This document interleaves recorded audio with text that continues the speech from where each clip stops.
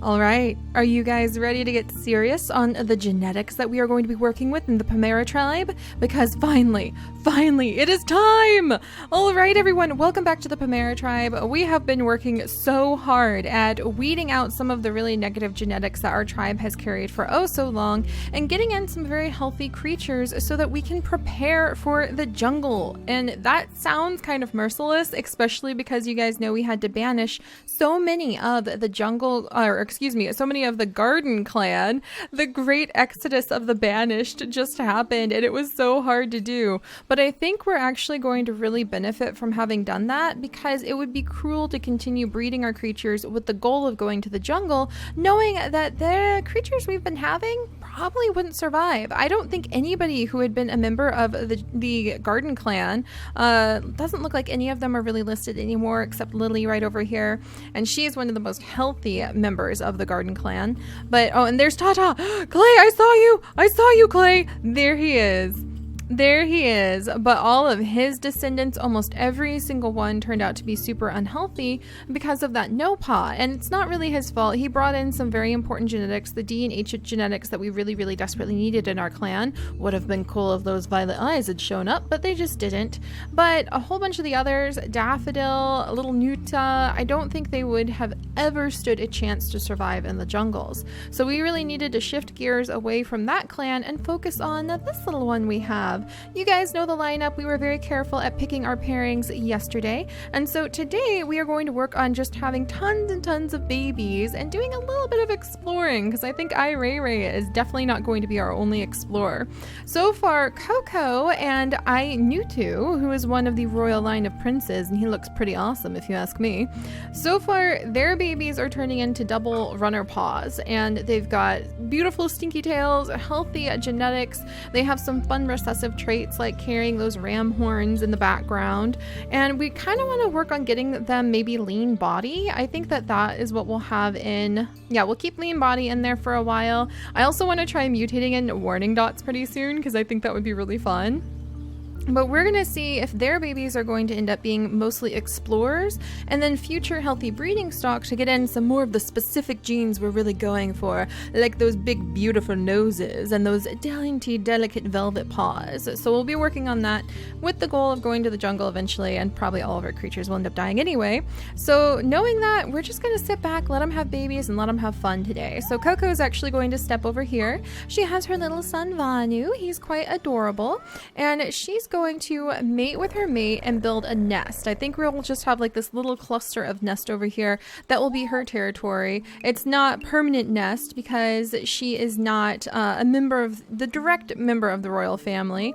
Nutu is never going to be one of the main princes, so I feel like he doesn't have access to the main like nursery for royal family members. So they're going to have to build their own nursery, kind of like if you have to go and start your own homestead or something. Also, what's that back there? Ray, you've got a bunny under your paws. Look at him. He's being a good little explorer over there. And we're going to come over here and see what High Princess, I guess we could call her High Queen, and now that her father has passed away, what High Queen Greta is up to. And she has staked out a spot that she actually wants to make her main nesting area. And she's actually got a couple mates on their way to join her, one of whom has been sent over from the royal family, little Ailutu here.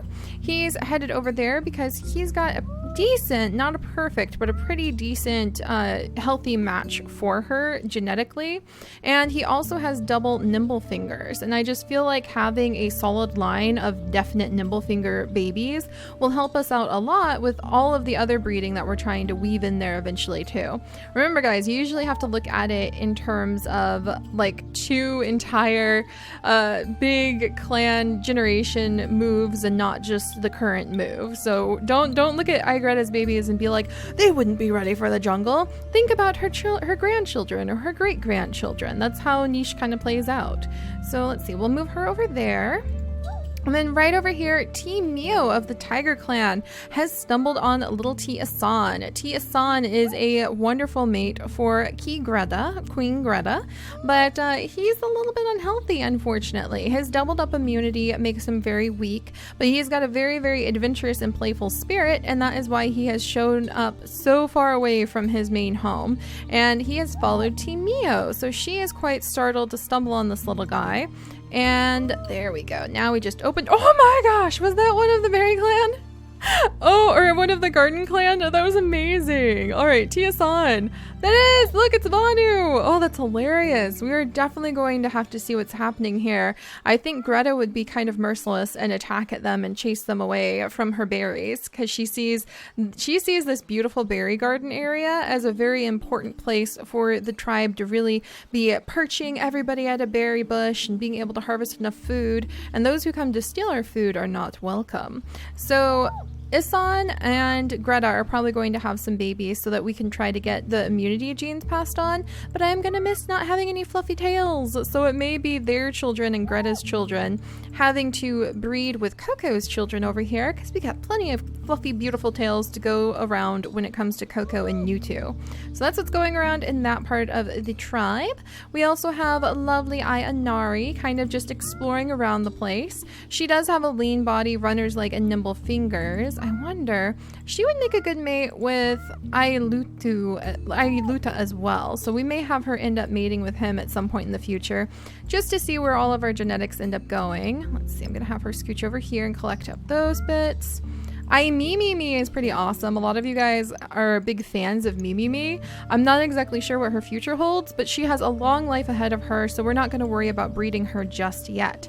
Instead, we're going to focus on creatures that maybe don't have such a long life, like Miko here, who has had a child with High King. I guess we could call him the King, Kukuko. And Kukuko is not the most healthy. As you can see, he has a no paw, and he does have, I think he had something else I was a little worried about. Nope, just the no paw bugging him. So he's not the most healthy, but he just really had a lot of his father Cuckoo's spirit and wanted to carry on managing the tribe oh so carefully. So he's very smart and he's very good at administrating the business of the tribe.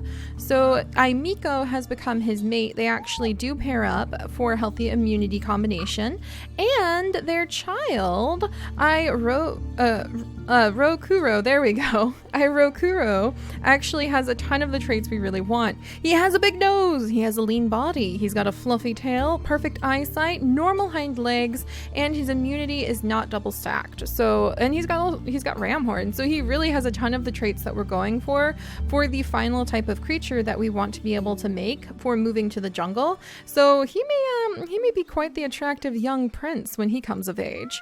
For now, we're gonna have his mom come over and have another baby, so we'll let her have another child the next turn too. We'll have his dad collect up some nuts, there we go, so that he can administer them to the family, make sure there's plenty of food for everyone. Over here, the tiger tribe still just kind of keeping an eye on things. Isanara did pass away. I'm not really sure what to do about that, and I think that T-Darta and Kirnu aren't really sure what to do now that they have lost most of their leaders too.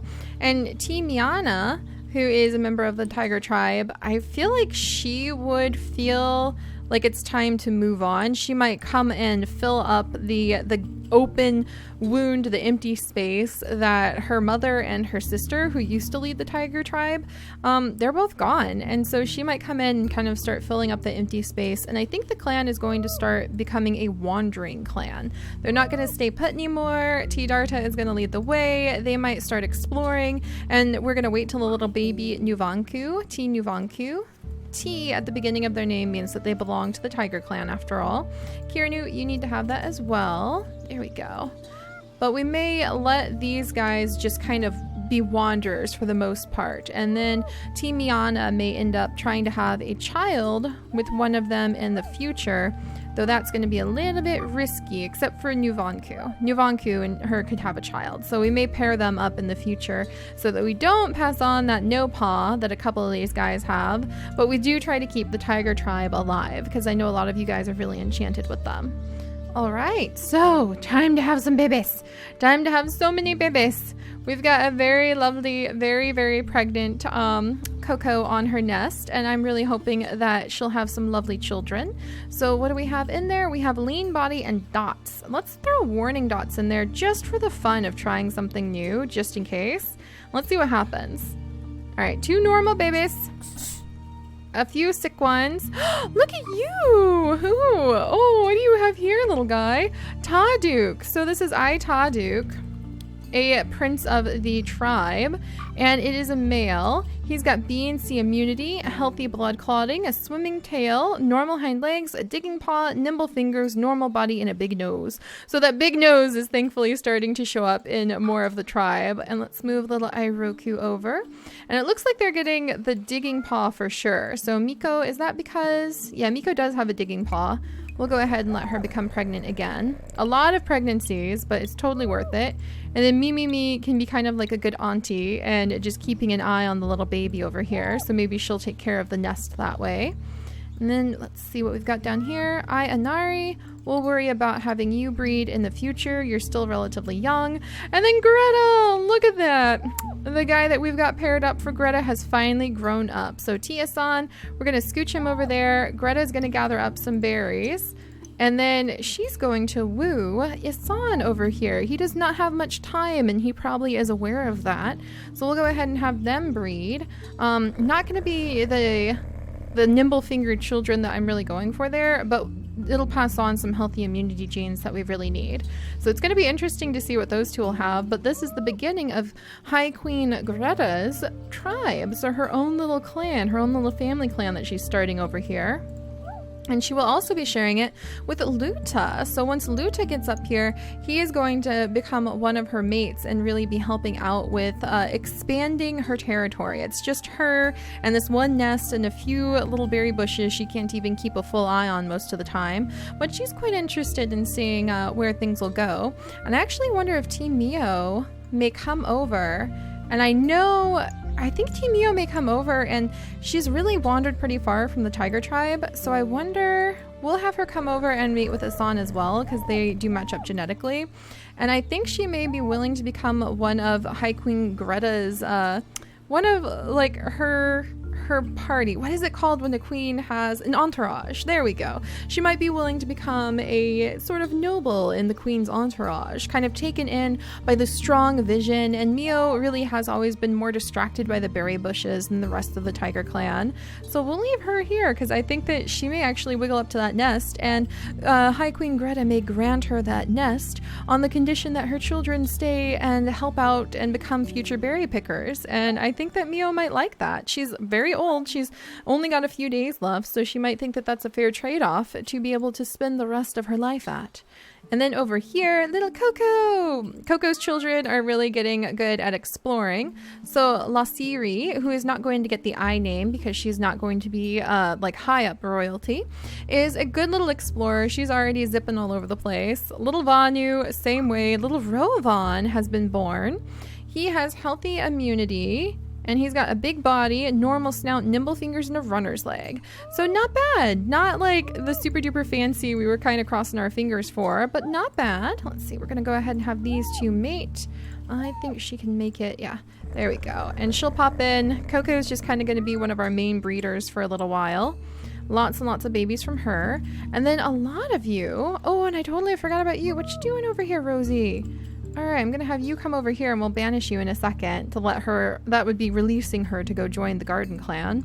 But a lot of you are really, really, really, really worried about breeding Mila because you do not want to pass on the melanism. It makes the creatures stand out and removes their camouflage. So having any melanistic babies go towards the jungle would just be like death for them. They would get attacked by all the other predators. It'd be very, very bad news bears.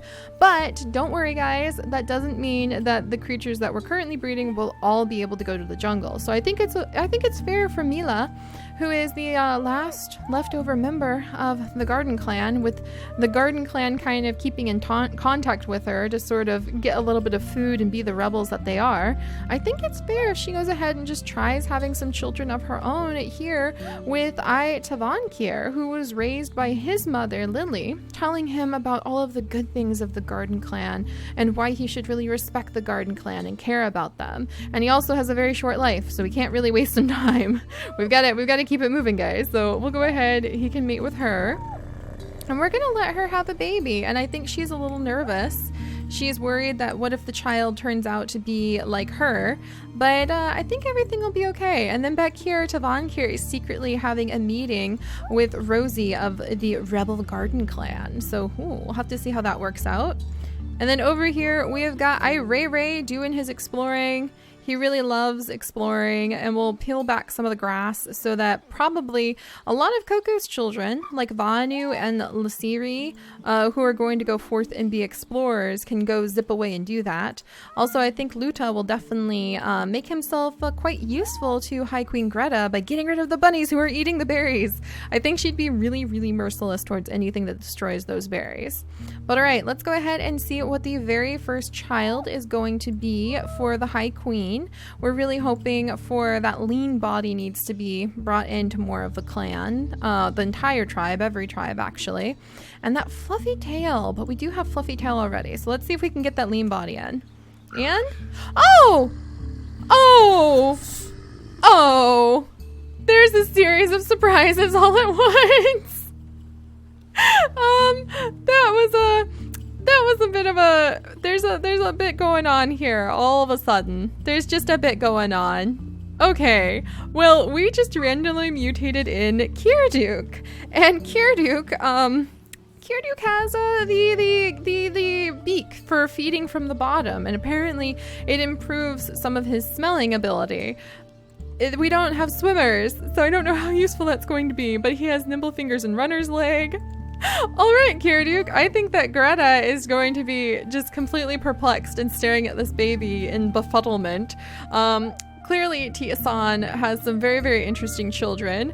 We've kind of got to do something about this predator. Do I have... And then Luta, get over here. I think Luta will be able to really help out. Wow, we really don't have very strong creatures, do we? All right, let's see. Maybe I can get Inari up here and she can help out with protecting the clan and doing what she can. So Inari can deliver a blow. We're gonna have Isan clearly deliver some blows. Can Luta come over? He can't get there in time. Timio, she's pregnant. She's pregnant and I need to have her scurry away. How much? Oh, this carnivore has so much health. Holy days. Greta, High Queen Greta can't die. We've got so many things going down over here. Ah! Oh my gosh. Ray, can you get over here? Fudge to the knuckles. I don't think he can make it in time, but he can start. Same here. Oh boy. All right, Greta, I think Greta, being a new mother, would leap in and do what she can to try to protect her baby. And I wonder, can I do anything here with Timio? She's trying to get over there to help, but she's heavily pregnant and can only zip around so fast. Oh boy. Oh my. Okay, we're gonna have to attack that predator. This is bad news bears. And I wonder if, like, Mimi would start wandering around, hearing that there's trouble. She's one of our strongest creatures. So Mimi is probably going to head out because she's heard that there's trouble. We'll see if we can get her over there to help. And then, let's see, little Taduk needs to get out of this nest that is not doing so well. Holy moly, we just had another random mutation. Von Rota. What the heck, Von Rota? Big body with yellow eyes. Okay, that was 2 random mutations in 1 with stinky tail, big nose. He's got a lot of the traits we want. Wow. Just wow. And then... there's Rokuro. This is why we need the tiger tribe, you guys. We don't have any level, any degree of defense with what's going on right now. And Miko is still quite sickly and she might pass away. I've got to, oh my gosh. And let's see, we'll put her back in this nest and then she can fix that nest up. And then Kukuko may be hearing about the dangers that are affecting his tribe and what is he going to do about that. Oh my gosh. Over here we have Nuduku, who has been born with ram horns and a big body, so he's a little bit better at defending. He also has Cracker Jaw, which is a recessive that Coco happens to have, so kind of a wild card there, but the first one of their children born with ram horns too. Wow, okay. Yeah, and then little Vanu, he can do some attack, so I wonder if he'd try to scurry over here, like, I'll help out, Dad. So we'll send Vanu over here, and then Nutu will stay here because his mate still needs him. And I think that he would be super agitated about all this nonsense, though, wanting to go fight, but he's been marked as one of the most important breeders we have. So, in fact, I need to change his little icon so that we can mark that he and Coco, I haven't been doing that lately, are two of the most important breeders. And whenever we have those icons, we know, hey, those ones need to stay alive. So I know Greta, High Queen Greta, and then where is Luta also? Oh man, so they really shouldn't be in the fighting. It should be the other ones who we can afford to lose if we had to. And Lasiri can't gather up any of... Oh, Lasiri, can you get that bunny? Can you get that bunny? Oh, there's so many bunnies! We've got to tackle these bunnies. These bunnies might eat all of our like important berry bushes. Alright, and then Rosie is going to go ahead and help clear this grass away. And then we're going to turn her into an Omega. There we go. And then Tavankir can go ahead and chase her away. But by doing that, we're not like, rah, go away, Rosie. We're actually protecting her by letting her be released to the garden tribe. So let's eat these before she eats them. And then let's go ahead and gather up this grass. And Mila and Tavankir have had their very first child on top of everything. And he's got double nimble fingers. Oh yeah. And he's got 4 on the cracking. That's kind of interesting. I mean, I think you only need 1 and that's like the most useful that skill is. But he's not bad. He's pretty healthy and he doesn't have the melanistic gene, so you guys don't have to panic. All right. So wow, there's a lot going on this time, and we'll go ahead and get Mela pregnant again so this group can focus on trying to expand their tiny little family over here. Holy moly. Holy days. Gotta fight off that predator, and now I know why we need to be working on breeding this group up, because wow, we need some stronger creatures. We really need some stronger creatures, and we just mutated in the beak and the yellow eye all at the same time. Ooh, didn't expect that. All right, so T. Nuvanku would actually make a good mate for our little tiger tribe member. So I think we're going to start breeding the tigers with a lot more focus. And we are going to be doing that once T. Nuvanku reaches adulthood so that we can try to get stronger creatures. So we already have, thanks to Charizard 1354 and so many of you other amazing, amazing people, the really wonderful genetic recipe to try to make a strong or at least semi-durable jungle creature. But what would you guys recommend for the most powerful defender? Would that be things like big body and venomous fangs and ram horns or antlers and double claw? What would make it so that we could have, even if they can't support themselves by bringing in food, like really powerful defenders we could bring to try to protect us from the predators and try to be the group that protects us eventually from the apes, like our attack force? What would be the genetic recipe you would suggest for that? So we're going to try to breed that up with our powerful tigers, because the time is coming that they need to have that contribution to the rest of the tribe. So we might start making really, really strong, powerful tiger tribe members who have trained out here in the wilderness their whole lives, and then they can come back in, sweep back in, and protect the oh so carefully cultivated genetics we have been trying to guide along for the rest of the Pamera tribe. So there's a little bit of trouble on the horizon and a lot of babies about to be born, and I'm really, really nervous to see what happens to High Queen Greta. That could be so many of my best laid plans just shattered on the ground, but that's part of what makes this so much fun. So I'll see you guys next time. Bye bye.